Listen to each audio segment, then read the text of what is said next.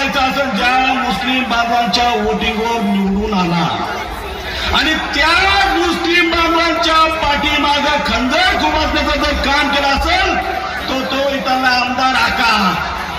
म्हणून त्या आकाला सांगतो का येणाऱ्या काळामध्ये तुला तुझी जागा दाखवणार आहे का नाही? दाखवायची का नाही? म्हणून जाता जाता फक्त बस 2 शब्द बोलतो, माझं भाषण थांबवतो, फक्त 2 घोषणा देणार आणि माझी जागा घेणार. नारे तकबीर, नारे तकबीर. डॉक्टर बाबासाहेब आंबेडकरांचा तेरा मेरा रिश्ता क्या.